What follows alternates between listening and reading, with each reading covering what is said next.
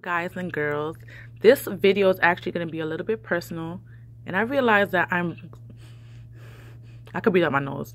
I'm breathing kind of hard in my videos, like I'm about to preach, like like I can't afford to be having an asthma attack on this camera.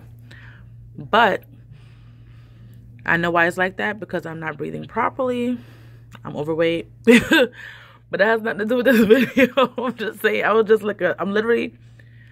just did the Vlogmas 11. This is 12.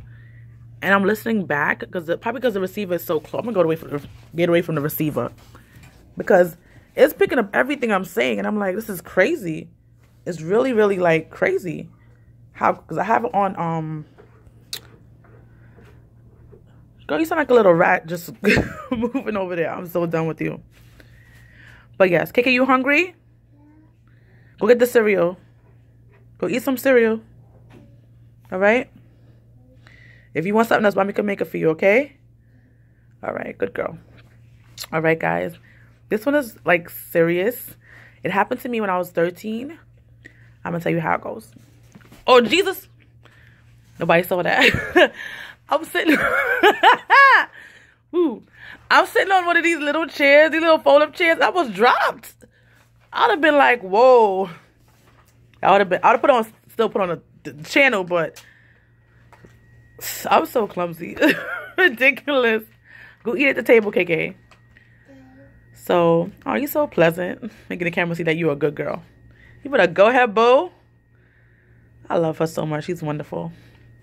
All right, this one is going to be entitled, as you will see from the title, Living with Cataract as a Teen. All right, so when I was younger, if you look at my old videos, I was diagnosed with JRA and uveitis. JRA is basically juvenile rheumatoid arthritis. KK, put that on the table, KK. And put the cereal on the table. And then put those in the garbage. What fell on the floor, put it in the garbage. Katanya, the ones that fell on the floor, put it in the garbage, please. Thank you. So if you look at my like a video, it probably I want to say it happened 1 or 2 years ago. Could probably be longer. I'm not really sure, right? But it's called JRA awareness, so people could be aware about the situation. When I was younger, it seemed like the doctors we went to, me and my mother, it seemed like they didn't understand. It wasn't a lot of cases like me for some reason. I feel like it probably was, but the place that I went to didn't really have that know-it-all. They knew more people with like uveitis when they were older, not younger. But now it seems like it's more popular with kids. It seems like more now than before. I was born in '88, so you know, it's 29 years ago. So yeah. So growing up, I was on steroids for my eyes. And they told us the repercussion of the steroids is glaucoma and cataract. So I was looking out for these things when I was younger. I went to Jamaica in the summer before 9th grade. I believe that's 2002. I want to say that's 2002, before 9th grade. And I was at my aunt's house. For some weird reason, every morning when I woke up, my eyes were totally black. I mean, totally black. I was scared, but when I'm a person that don't like medical stuff, I will stay in the fear and probably die. But I was 13, so my birthday is late. I'm born in November, as you can see from the videos that I posted before. I just had my birthday was last week Wednesday. Go me, go 28A. But yeah, so my eyes are black every morning, and it was just, I couldn't see. So I would stay, while everybody's up and walking around or whatever, I would actually stay in bed for an hour. I don't know if it's an hour, but it felt like so long. It felt like an hour. Probably it wasn't. But it took for a while for my eyes to actually get warmed up. I don't know if it happened to anybody out there, but the video is really about how to probably cope. I'm not really sure what I'm going to talk about. I don't really have a setup of what I'm going to talk about. But yeah, if it's some people, this video is for somebody who probably just got diagnosed, and I just want to tell you, your life is not over, right? My grandmother also had it. She thought her life was over. Well, she didn't think her life was over, but she didn't want to get it taken out or scraped out or whatever you want to call it. Everybody calls it something different. She stayed with a couple of years with it till she couldn't see anything, and then somebody had to convince her to actually take it out, And she finally did it. When she finally did it, she could see everybody, and she was much happier. Like, 'cause she could see her grandkids, her granddaughter, well, her great granddaughter. You know, it's a good experience. So I was 13 when I was diagnosed. I actually went to Jamaica. When I was in Jamaica, I got up in the mornings. I couldn't get out of the bed. I couldn't see anything. I didn't want to fall. It's just, I didn't want to get hurt. So my eye was better. Like, I could, not better, but my eyes were clear. I got out of bed and start moving around the house.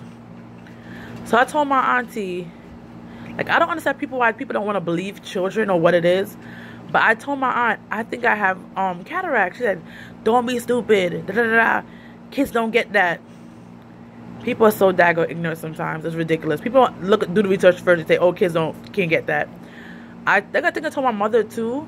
My mother knew that was a possibility for me to have it, and told my aunt that it could happen to me. But I just knew it. I knew that's what I had. And then I went to the doctor around September something. That's the same year my great-grandmother died, actually. The same September. And they told me that I had cataract. And I was like, I knew it. But even though I knew it, I started busting out crying. Like, I felt like life was over. I felt like that's the hardest thing I could have gone through in the world. And the funny thing is, at the time, of course, because it's happening to you. But thinking about it now, it wasn't even that. It was serious, but it's not that serious. It's a very common operation or whatever.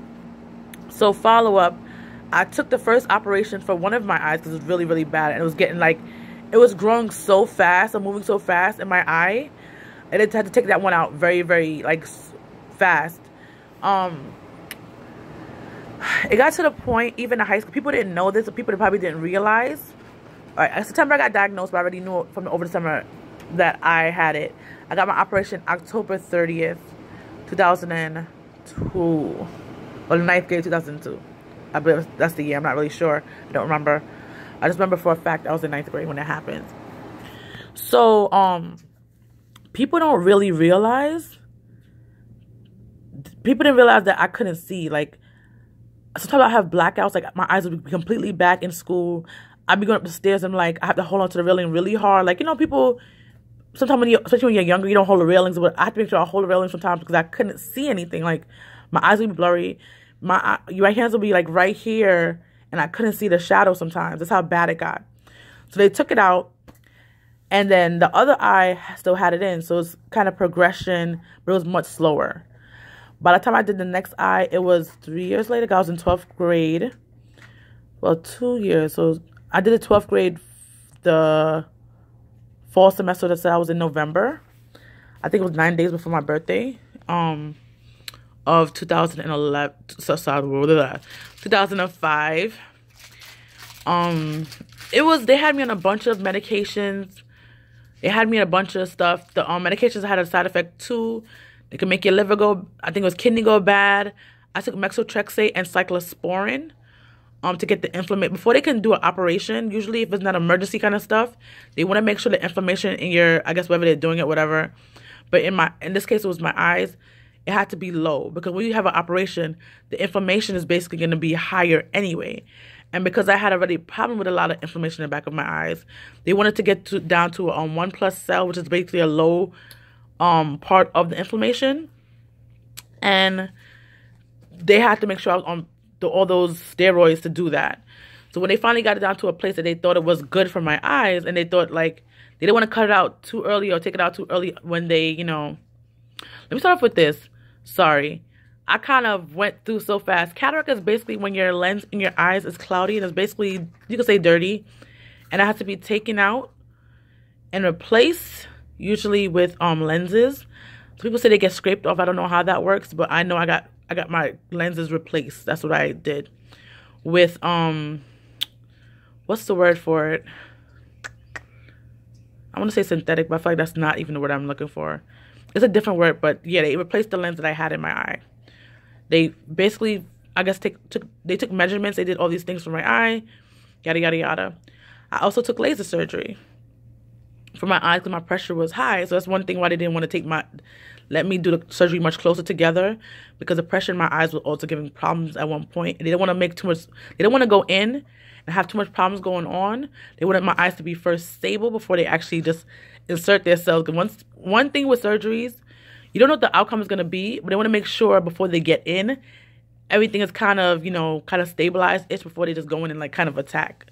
Unless it's like emergency. Like if it's a baby breached, they're going to make sure they take out the baby as soon as possible because it could harm the mother and harm the baby. So that's just a different scenario of information or facts or whatever. So, yes. So they did all of that. It was cool. Like in high school, it affected me, but it didn't affect me. It affected my work a lot because I couldn't see the board because of the situation I was in. And I had to do everything by hearing. And with the public school system in New York City, they want to put you in special ed just because you can't see. What the school I was in anyway. They want to put me in a special program. I'm like, I'm confused. All I want you to do is give me a note taker. I don't have to be in special programs. You're trying to do too much. You're trying to have me not have a regular education like diploma or whatever. So I was not about that foolishness. So I just had to struggle on the struggle. I'll struggle on a struggle bus, and it's hard when you're in like a Spanish class and it's a different language. You don't know it. Even though I've been learning since 3rd grade, I took a French class in 9th grade, but other than that, I couldn't do French because it's so much harder than Spanish. And because I wasn't used to it, it took so much years of Spanish anyway. It was so much harder like to do stuff like that or do math. But when I got to college, I found out a way to just listen and just know, kind of pre-know what I was about to do in the next lesson and try to know where things or numbers belong. So it did get better. At first, it was very, very hard. It took me much more longer of years to get out of college because of this situation, but I made it. I have a bachelor's degree now. So if you are out there and you can't see properly, or like something might be wrong, but like probably you're learning or something like that, most colleges have a disability center or accessibility, and they will help you with these things. They'll help you if you can't see to get like a projector. I don't like to have too much on me in class, so I didn't take any of that. The only thing I did take was a note taker. So basically, some schools can afford for a person to come in and take notes. Other times, if it depends what the situation is, I'm not blind, I have to take a classmate's notes and then copy it. So that's another thing. Some schools, they'll pay a person to come in and then take notes for you. It all depends on what kind of school you go to and things like that. Also, because in college, which was honestly, the high school should take a very big part, like the college do. Like the college makes sure you're not isolated in a way, but even not like a disability, like a learning disability. That's much different. You know what I'm saying? The college makes sure you're not isolated and put into different classes because of who you are. They try to work with you and make you stay with regular students so you can still get the same experience and education as everybody else. That's what I loved about it. I was in a special program, not a special program, but they had like, I had regular classes with regular like students, but they had a disabilities office, and I did get like funds that could help me get certain things. They gave me like a bigger calculator, so I also got, when I was in college, longer time on tests. It also, elementary school, my eye was going kind of crazy. I also got longer times on tests because of, I got a doctor's note and everything. They knew I've been in a long enough elementary school. It was so bad. I had to take medicine during school days for my eyes, so they knew that things could happen. Sometimes my eyes could get blurry.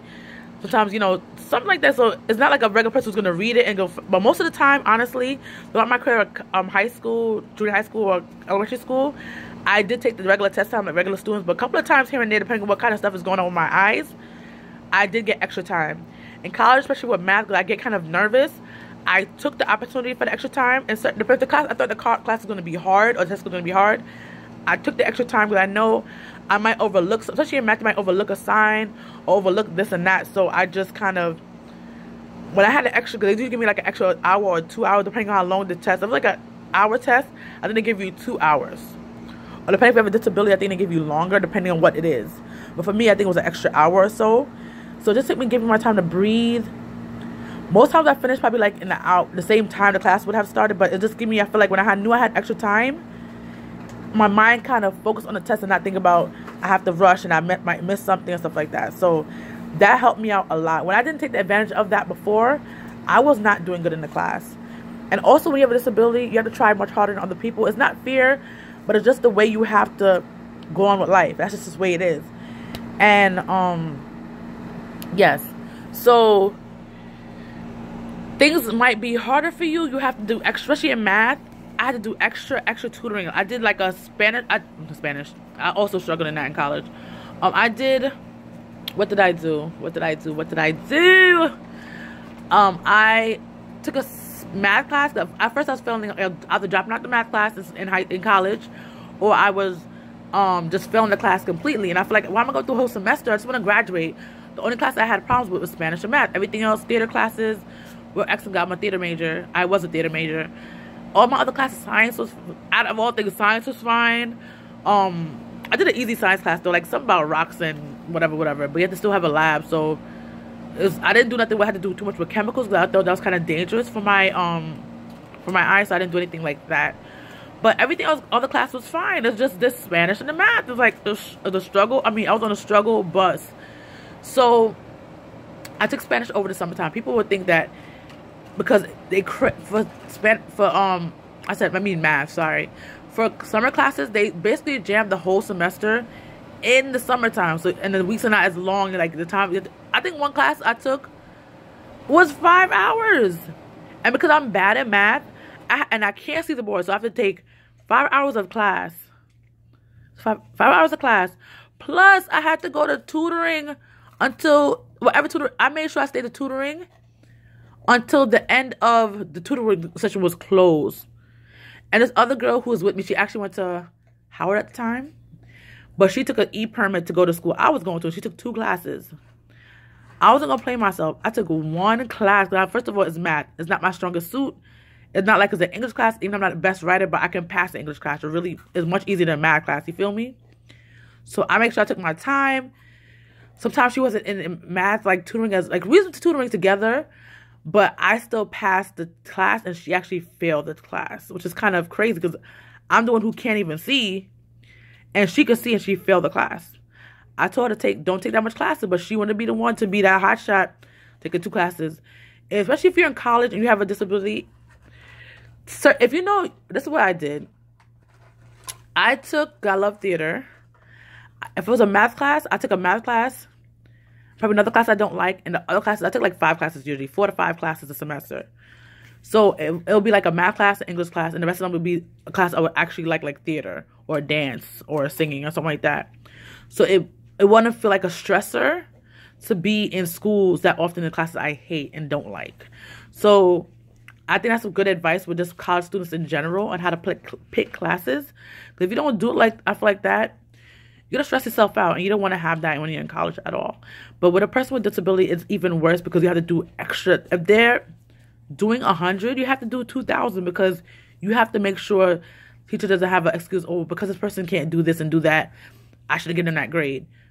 And so most teachers are honestly understanding of the situation, but some people don't want to give you, the benefit of the doubt or whatever. So just do your best, guys. If you have a problem, if you have any questions about it, I went about having cataract, right? So having cataract was an interesting situation. One time I actually walked into a pole because, oh Lord, story part of it. So I was going to church one day. It was like nighttime. So I think it was later time in the year because it was night outside, but it wasn't like night. You know how like the time changes so that the sun go down much faster? And I was going to my old church in Laurelton. And I was walking, and it's literally this is after my surgery, literally a couple of days after my surgery. I was supposed to actually not be out because the doctor told me I need to be in bed rest for at least a week, but I did not do that because I wanted to go to school. I wanted to do things. I didn't want to be behind. And that's actually the year I cared about. 9th grade, I was like, I stayed home a lot. I slept. I just was slacking off. And I was kind of depressed then too, so that didn't help. And the medicine also the medicine I was on also helped with depression with me. So that was really, a person who's already prone to depression plus medication could help you get depressed. It's never a good combination. So I didn't talk to my doctor about that I can get depressed easily like that. Easier than probably most people. But if you are one of those people who can get depressed easier and take a medication that has the side effect of getting depressed, tell your doctor so probably can help you out with something else to make you not have that happen to you. Because really, it can get severe. It can get really bad. Just be aware. Thank God it didn't happen to me because God is just awesome. But it is what it is. So, I was walking, but because I can't see that well at the time, I mean, I couldn't see. Then I took my surgery out with one eye. The eye was actually, I think, shifty because at first when I took the surgery, my eye, when I looked straight, it was actually at a tilt. The doctor said after a while it's going to get better. It did, though. It's not at a tilt anymore. I just see regular and straight. But at that point, it was like that. and it was really blurry, and it was dark outside. So just taking my surgery, can't see that without my eye, and I'm walking by myself. But my ears are amazing. At this point, before then, like in 9th grade, when my eyes were getting worse, I couldn't see anything that much. So when I crossed the street, I wouldn't use my eyes like normal people. I would use my ears to hear how far the car is, or like if cars are even there, or whatever. The bad thing about new cars nowadays, some of them you can't hear them if it's like an electric car, because it not that you can't hear them, but it's much harder to hear compared to a car with an engine, which I didn't realize that was a thing until after, and I was like, oh, that's so true. I heard like I think a blind person say that, which is true. But yeah, so I heard a car, and it sounded like it was about to come my direction, but it actually was up the block, and the way it came, you could hear it coming down mad fast. I didn't know it was gonna turn, but it turned on the street that I was coming on, and I didn't want to get hit by a car because first of all, where I was right there, didn't even have no light, so it was dark, no light in Laurelton. I could probably find the pole. I probably could go. I should go back there one day and look for the pole. I know pole I fell into, but ran into. So the car turned the corner mad hard, and come down the block that I was like, no. I didn't say no, but in my mind I'm like, no. So I ran, not looking properly because it's happening so fast. I hit my head right into the pole. Oh my God, I started crying. I was like, oh my gosh. Doctor told me to avoid getting hit in my face or my eye or anything. So I'm like, oh my God, my surgery. I cried going to church. I wasn't bleeding or nothing, but it was just like, oh, just took a surgery, just got hit in the head. It was just too much going on, but everything seemed to be fine. And I'm alive and great, so yes. Thank you for watching. Thank you for being here, guys. Thank you for subscribing. If you're not subscribed, guys, subscribe. You can find out more information about your girl Kdid on this channel. So, happy Vlogmas. This should actually be 12. This is 12. So, bye guys. Later.